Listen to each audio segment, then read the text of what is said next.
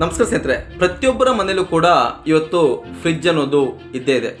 ಫ್ರಿಡ್ಜನ್ನು ನಾವು ಯಾಕೆ ಬಳಕೆ ಮಾಡ್ತೀವಿ ಅಂದರೆ, ಯಾವುದೇ ಒಂದು ವಸ್ತು ಬೇಗ ಹಾಳಾಗದಿರಲಿ, ಬಳಸಿದಂಥ ವಸ್ತುಗಳನ್ನು ಮರಳಿ ಬಳಸೋಕ್ಕೋಸ್ಕರ ನಾವು ಫ್ರಿಡ್ಜ್ಗಳನ್ನು ಬಳಸ್ತೇವೆ. ಫ್ರಿಡ್ಜಲ್ಲಿ ಕೆಲವೊಂದು ಪದಾರ್ಥಗಳನ್ನು ಇಟ್ಟು ಮರುಬಳಕೆ ಮಾಡಬಾರ್ದು.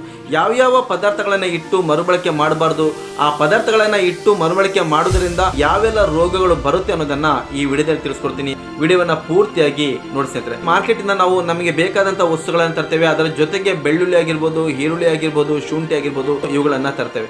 ಕೆಲವೊಬ್ಬರು ಮನೆಯಲ್ಲಿ ಏನ್ ಮಾಡ್ತಾರೆ ಅಂದ್ರೆ, ಬೆಳ್ಳುಳ್ಳಿಗಳನ್ನ ತಂದ ನಂತರ ಆ ಬೆಳ್ಳುಳ್ಳಿಗಳ ಸಿಪ್ಪೆಯನ್ನ ತೆಗೆದು ಒಂದು ಪ್ಲಾಸ್ಟಿಕ್ ಬಾಕ್ಸ್ ನಲ್ಲೋ ಸ್ಟೀಲ್ ಬಾಕ್ಸ್ ನಲ್ಲೋ ಹಾಕಿ ಫ್ರಿಡ್ಜ್ ನೊಳಗೆ ಇಟ್ಕೊಳ್ತಾರೆ. ಅದೇ ರೀತಿ ಈರುಳ್ಳಿಗಳ ಸಿಪ್ಪೆಯನ್ನ ತೆಗೆದು ಚಿಕ್ಕ ಚಿಕ್ಕದಾಗಿ ಕಟ್ ಮಾಡಿ ಒಂದು ಬಾಕ್ಸ್ ಅಲ್ಲೋ ಪ್ಲಾಸ್ಟಿಕ್ ನಲ್ಲೋ ಹಾಕಿ ಫ್ರಿಡ್ಜ್ ಒಳಗೆ ಇಟ್ಕೊಳ್ತಾರೆ. ಅದೇ ರೀತಿ ಶುಂಠಿಯನ್ನು ಕೂಡ ತೊಳೆದು ಚಿಕ್ಕ ಚಿಕ್ಕದಾಗಿ ಕಟ್ ಮಾಡಿ ಒಂದು ಬಾಕ್ಸ್ ಅಲ್ಲೋ ಪ್ಲಾಸ್ಟಿಕ್ ನಲ್ಲೋ ಹಾಕಿ ಫ್ರಿಡ್ಜ್ ಒಳಗೆ ಇಟ್ಕೊಳ್ತಾರೆ. ಇದು ಮೂರು ಕೂಡ ಪಾಯ್ಸನ್ ಆಗಿ ಕನ್ವರ್ಟ್ ಆಗುತ್ತೆ ಸ್ನೇಹಿತರೆ. ಫ್ರಿಡ್ಜ್ ಅಲ್ಲಿ ಇಟ್ಟಂತ ಬೆಳ್ಳುಳ್ಳಿಗಳ ಸೇವನೆ ಮಾಡೋದ್ರಿಂದ ಕ್ಯಾನ್ಸರ್ ಬರುವಂತ ಸಾಧ್ಯತೆಗಳು ಅತಿ ಹೆಚ್ಚಿದೆ. ಅದೇ ರೀತಿ ಫ್ರಿಡ್ಜ್ ಅಲ್ಲಿ ಇರುವಂತಹ ಶುಂಠಿ ಆಗಿರ್ಬೋದು, ಈರುಳ್ಳಿ ಆಗಿರ್ಬೋದು, ಇವುಗಳನ್ನ ಸೇವನೆ ಮಾಡೋದ್ರಿಂದ ಕಿಡ್ನಿಗೆ ಎಫೆಕ್ಟ್ ಆಗುವಂತ ರೋಗಗಳು ಬರುತ್ತೆ ಸ್ನೇಹಿತರೆ.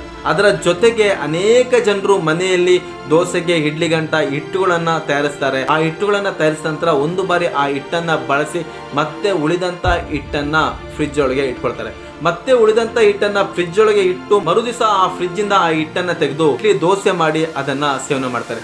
ಈ ರೀತಿ ನಿರಂತರವಾಗಿ ಫ್ರಿಡ್ಜ್ ಅಲ್ಲಿ ಇಟ್ಟಿರುವಂತಹ ವಸ್ತುಗಳನ್ನ ಸೇವನೆ ಮಾಡೋದ್ರಿಂದ ಅದು ನಮ್ಮ ಹೊಟ್ಟೆಯೊಳಗೆ ಹೋದ ನಂತರ ಅದು ಯಾವ ರೀತಿಯಾದಂತ ರೋಗವನ್ನ ನಮಗೆ ತಂದಿಡ್ತಂದ್ರೆ, ನಮ್ಮ ದೇಹದಲ್ಲಿರುವಂತಹ ಒಳ್ಳೆ ಬ್ಯಾಕ್ಟೀರಿಯಾಗಳನ್ನ ಅದು ಕಡಿಮೆ ಮಾಡ್ತಾ ಬರುತ್ತೆ. ನಮ್ಮ ದೇಹದಲ್ಲಿರುವಂತಹ ಒಳ್ಳೆ ಬ್ಯಾಕ್ಟೀರಿಯಾಗಳು ಕಡಿಮೆ ಆಯ್ತು ಅಂದ್ರೆ ನಮ್ಮ ದೇಹದಲ್ಲಿ ಪ್ರತಿದಿನ ಎಷ್ಟು ಒಳ್ಳೆ ಬ್ಯಾಕ್ಟೀರಿಯಾ ಇರುತ್ತೋ ಅದೇ ರೀತಿ ಕೆಟ್ಟ ಬ್ಯಾಕ್ಟೀರಿಯಾಗಳು ಕೂಡ ಉತ್ಪತ್ತಿ ಆಗ್ತಿರುತ್ತೆ.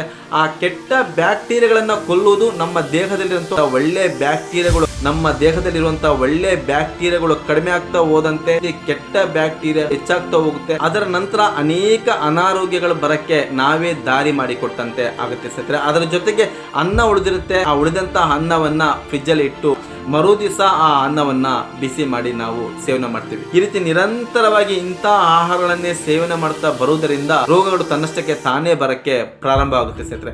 ಫ್ರಿಡ್ಜ್ ಅಲ್ಲಿ ಒಂದು ವಸ್ತುವನ್ನ ನಾವು ಇಡಬೇಕಾದ್ರೆ ಬಿಸಿಯಾದಂತಹ ಪದಾರ್ಥಗಳನ್ನ ನಾವು ಫ್ರಿಡ್ಜ್ ಅಲ್ಲಿ ಇಡಕ್ಕೆ ಹೋಗ್ಬಾರ್ದು.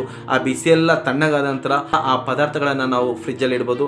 ಅದರ ನಂತರ ಫ್ರಿಡ್ಜ್ ಇಂದ ತೆಗೆದು ಕೂಡಲೇ ಇಮಿಡಿಯೇಟ್ಲಿ ಆ ಪದಾರ್ಥಗಳನ್ನ ಬಳಸಕ್ಕೆ ಹೋಗ್ಬಾರ್ದು. ಒಂದು ಅರ್ಧ ಗಂಟೆನೋ ಮುಕ್ಕಾಲು ಗಂಟೆನೋ ಬಿಟ್ಟ ನಂತರ ಆ ವಸ್ತುಗಳನ್ನ ಬಳಕೆ ಮಾಡೋದು ಉತ್ತಮ ಸ್ನೇಹಿತರೆ. ಫ್ರಿಡ್ಜ್ ಒಳಗೆ ಯಾವುದೇ ಕಾರಣಕ್ಕೂ ಬೆಳ್ಳುಳ್ಳಿ ಆಗಿರ್ಬೋದು, ಈರುಳ್ಳಿ ಆಗಿರ್ಬೋದು, ಶುಂಠಿ ಆಗಿರ್ಬೋದು, ಅನ್ನ ಆಗಿರ್ಬೋದು, ಇಂಥ ಯಾವುದೇ ಪದಾರ್ಥಗಳನ್ನ ಇಡಕ್ಕೆ ಹೋಗ್ಬೇಡಿ.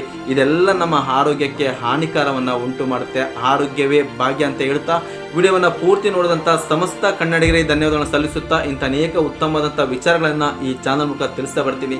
ದಯವಿಟ್ಟು ಚಾನಲ್ನ ಸಬ್ಸ್ಕ್ರೈಬ್ ಮಾಡಿ. ವಿಡಿಯೋ ಇಷ್ಟ ಆಯಿತು ಅಂದರೆ ಲೈಕ್ ಮಾಡಿ, ಶೇರ್ ಮಾಡಿ. ಮತ್ತೆ ಮುಂದಿನ ಸಂಚಿಕೆಯಲ್ಲಿ ಇನ್ನೊಂದು ಉತ್ತಮವಾದಂಥ ವಿಚಾರದೊಂದಿಗೆ ನಿಮ್ಮ ಮುಂದೆ ಬರ್ತೀನಿ. ಅಲ್ಲಿವರೆಗೂ ನಮಸ್ಕಾರ ಸ್ನೇಹಿತರೆ.